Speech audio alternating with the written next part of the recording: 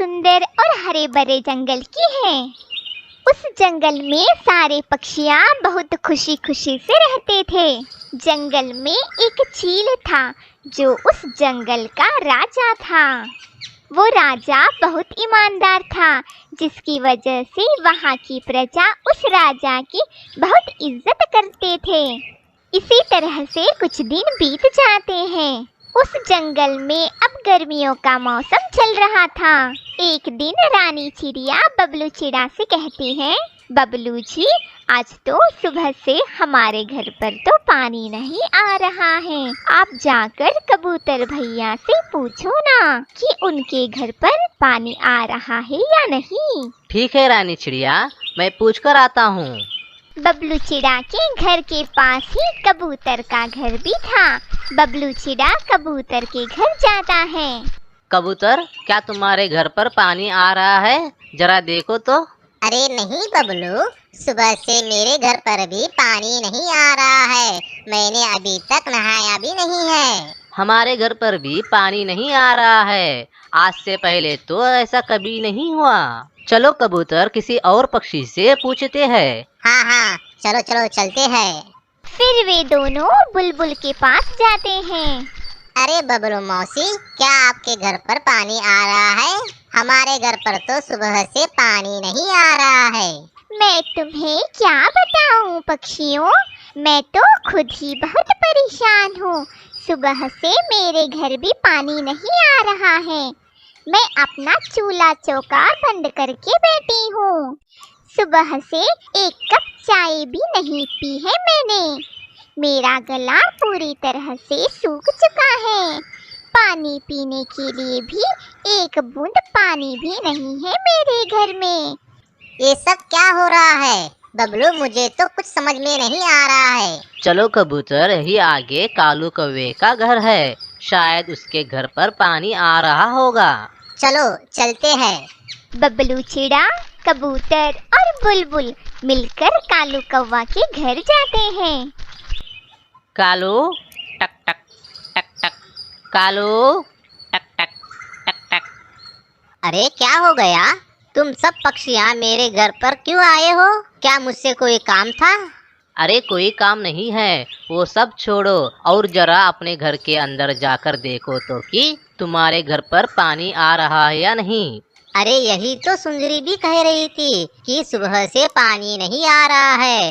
वो तो मुझसे कह रही थी कि बाकी पक्षियों से पूछकर देखो।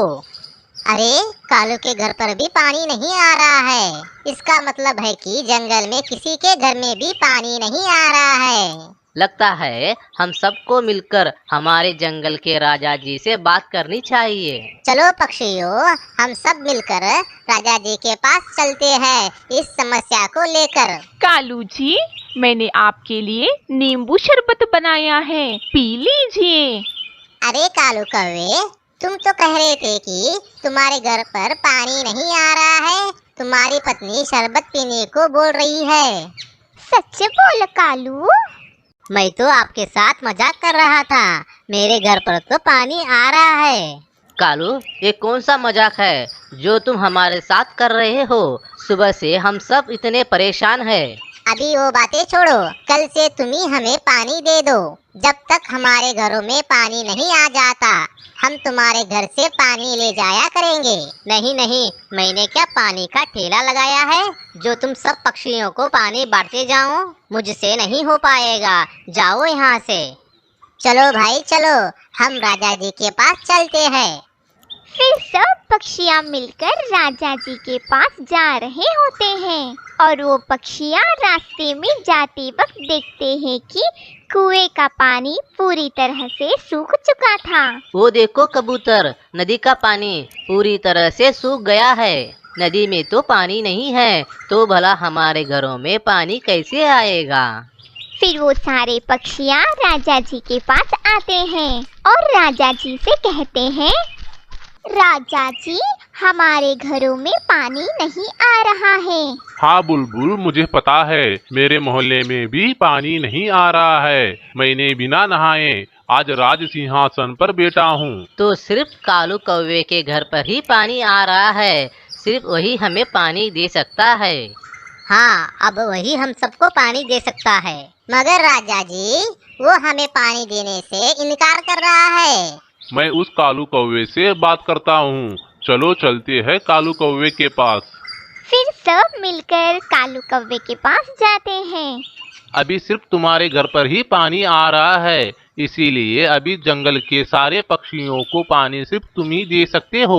तुम्हें ही पानी देना पड़ेगा सब पक्षियों को। राजा जी की बातें सुनकर कालू कौवा मान जाता है कि वो सब पक्षियों को पानी दे देगा। ठीक है, मैं सब पक्षियों को पानी दे दूंगा। हर रोज एक पक्षी 2 दाने चावल के देने होंगे। कालू तो था ही बहुत लालची। अरे ये क्या कह रहे हो? अभी तुम हमें पानी बेचोगे? अरे कालू कौवे, कोई पानी के लिए दाना मांगता है? और मौसी, अगर तुम्हें पानी चाहिए तो मुझे 2 दाने चावल के देने होंगे।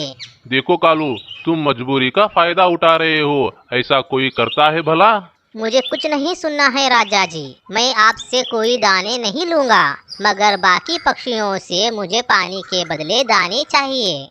अब जंगल के पक्षियों को पानी की बहुत ज्यादा जरूरत थी, जिसके कारण जंगल के सब पक्षियां कालू को 2 दाने चावल के देकर पानी लिया करते थे। इसी तरह से कुछ दिन बीत जाते हैं। फिर जंगल के पक्षियां राजा जी के पास आते हैं। देखिए राजा जी, हम हर रोज कालू को 2 दाने देकर पानी नहीं ला सकते। कुछ पक्षियां दाना ढूंढ भी नहीं पा रहे हैं इस गर्मी के मौसम में, और कालू ने दाना भी अब बढ़ा दिया है। अब हमसे ये नहीं हो पाएगा। इसका कोई ना कोई हल तो आपको निकालना होगा। ठीक है, मैं आज अपने दोस्त उल्लू के पास जाता हूँ और उससे कहता हूँ कि वो मेरे राज्य में कुछ पानी दे दे। फिर राजा जी दूसरे जंगल जाकर वहाँ के उल्लू महाराज जी से बात करते हैं। प्रणाम राजा जी, आप हमारे जंगल में क्या कोई परेशानी आ गई है? जी उल्लू महाराज, हमारे जंगल में एक बूंद भी पानी नहीं है। सारे कुएं और नदियाँ सूख गए हैं। अगर आप हमारी मदद कर दे तो हम जीवन में आपके आभारी रहेंगे। अच्छा, तो ये समस्या है आपकी? कोई बात नहीं, हम आपकी समस्या को हल कर देंगे। हमारे नदी का पानी आपके नदी को हम मोड़ देंगे। इससे आपकी नदी पर पानी आ जाएगा और आपके राज्य के पक्षियाँ उस पानी को इस्तेमाल कर सकते हैं। राजा जी अपने दोस्त उल्लू से मदद मांगकर वहाँ से चले जाते हैं।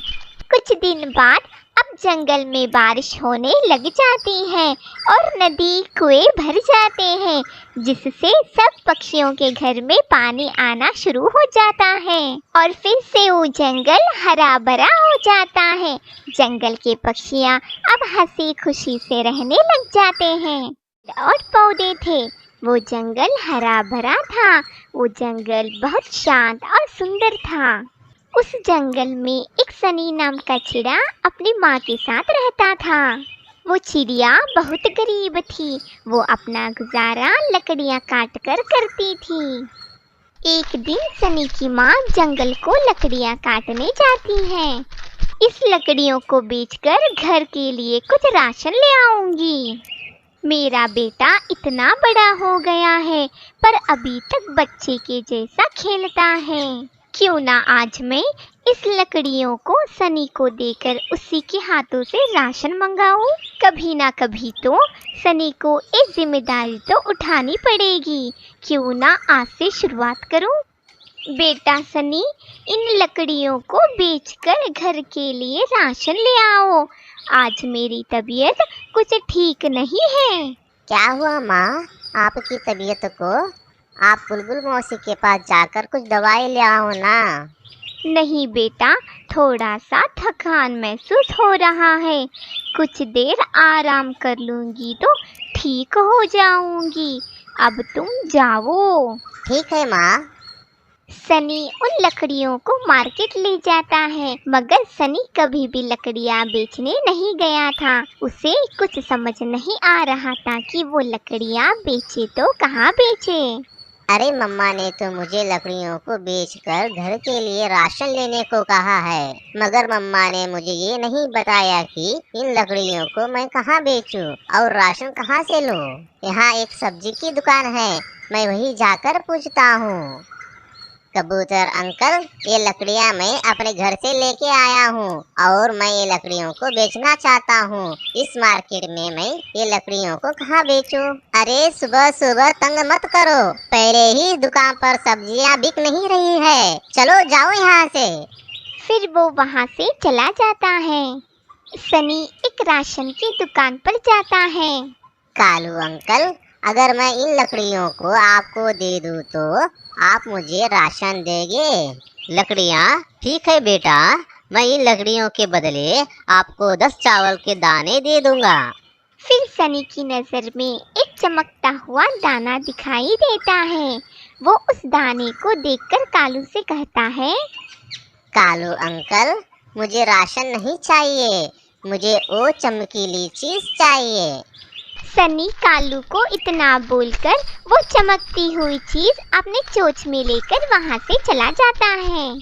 सनी को देखकर कालू कहता है, अरे ये पक्षी कौन है जो इतने सारे लकड़ियों के बदले एक दाना ले गया है?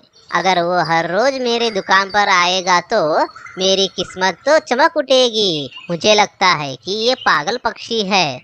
दूसरी तरफ सनी अपने घर पहुंच जाता है और अपनी माँ को वो चमकता हुआ दाना दिखाता है।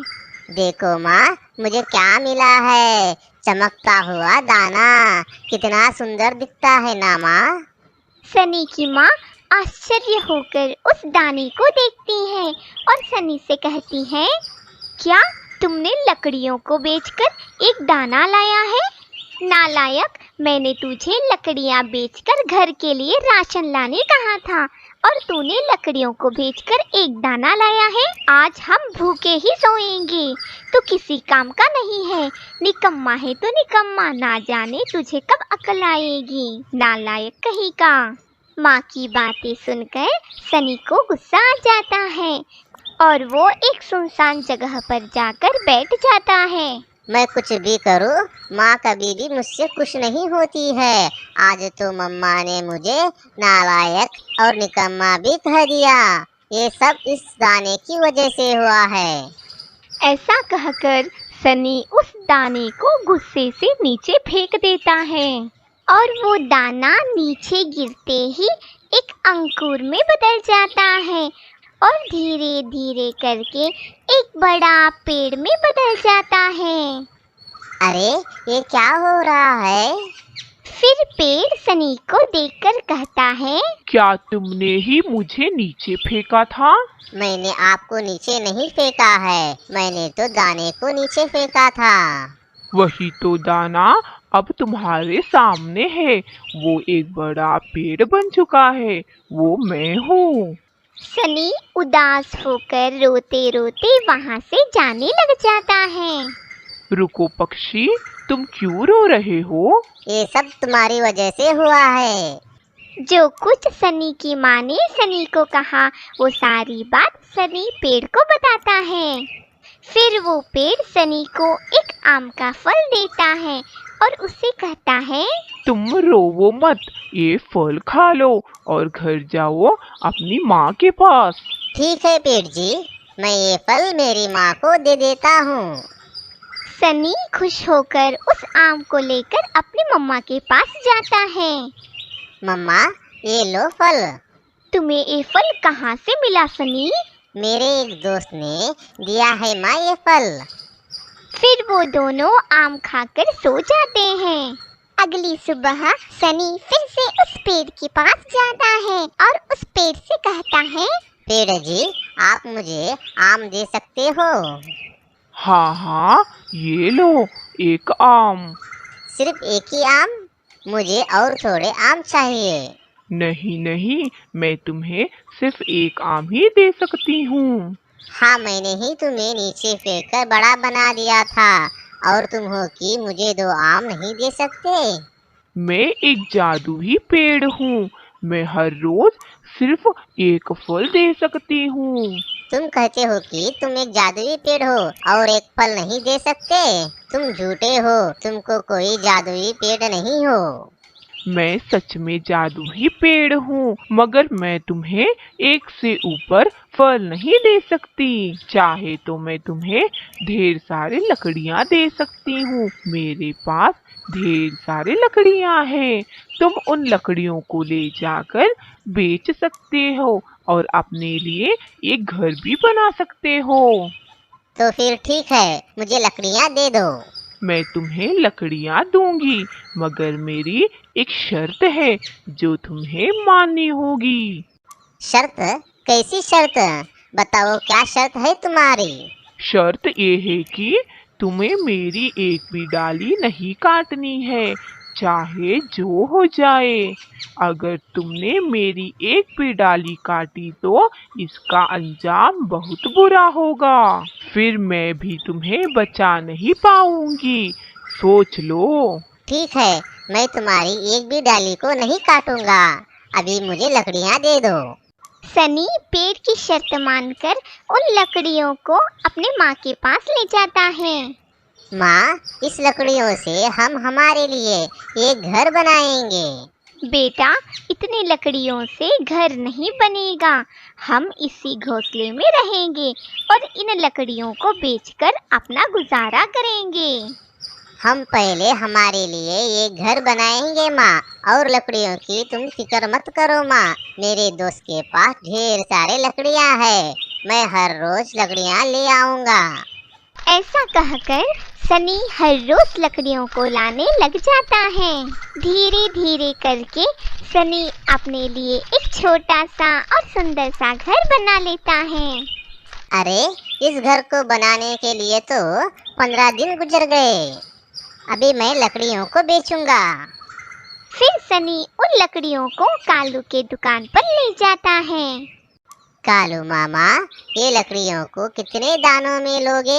ये लकड़ियाँ मैं 5 दाने में लूँगा। मगर कालू मामा, आप इन लकड़ियों को 10 दानों में बेचते हो। मैंने देखा है आपको 10 दाने चावल के लेते हुए। अरे, तुझे देना है तो दे, वरना निकल यहाँ से अपने लकड़ियों के साथ।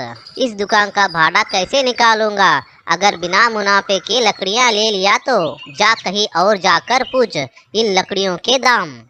ऐसा कहकर कालू सनी को वहाँ से भगा देता है। फिर सनी मन ही मन सोचता है, क्यों ना मैं लकड़ियों की दुकान खोल दूं? मगर मेरे पास तो इतनी सारी लकड़ियाँ नहीं हैं, क्या करूं? हाँ, क्यों ना मैं उस जादुई पेड़ के कुछ डालियाँ काट लूं, फिर मैं दुकान रख सकता हूँ और अपना जीवन आराम से गुजार सकता हूँ। फिर मैं बहुत अमीर बन जाऊंगा। सनी को लालच आ जाता है। फिर सनी अपने घर से कुल्हाड़ी लेकर उस जादुई पेड़ के पास जाता है। सनी, ये तुम क्या कर रहे हो? और तुम्हारे हाथ में ये कुल्हाड़ी क्यों है? क्या तुम मेरे डालियों को काटने आए हो? तुम्हें याद तो है ना, तुमने मेरी शर्त मानी थी, यानी कि वादा किया था तुम मेरी डालियों को काटोगे नहीं। हाँ, मैं तुम्हारी डालियों को काटने आया हूँ, और हाँ, वो कुछ ही दिनों में फिर से उग जाएंगे। नहीं नहीं, तुम ऐसा नहीं कर सकते। तुम्हें इसका अंजाम भुगतना पड़ सकता है। मेरी बात मानो, छोड़ दो ये जिद। तुम मुझे डरा रहे हो? मैं डरने वाला नहीं हूँ। मैं तुम्हारी डालियों को काटकर और उन्हें बेचकर बहुत अमीर बन जाऊंगा। ऐसा कहकर सनी उस पेड़ का एक डाली काट देता है। फिर सनी देखते ही देखते एक पेड़ में बदलने लग जाता है। वो जादुई पेड़ सनी को कहता है, मैंने तो तुमसे पहले ही कहा था कि मेरी डाली काटी तो बहुत बुरा अंजाम होगा। अब भुगतो। फिर वो जादुई पेड़ एक सुंदर पक्षी के रूप में बदलकर वहाँ से उड़ जाता है। दूसरी तरफ सनी रोने लग जाता है और एक बड़े और विशाल पेड़ में बदल जाता है। इस कहानी से हमें ये सीख मिलती है कि पेड़ों में भी होती है जान। हमें पेड़ों को काटना नहीं चाहिए, आखिर उन्हें भी दर्द होता है। हम पेड़ों को काटने से हमारा पर्यावरण खराब हो सकता है। हमें पेड़ों को काटना नहीं चाहिए।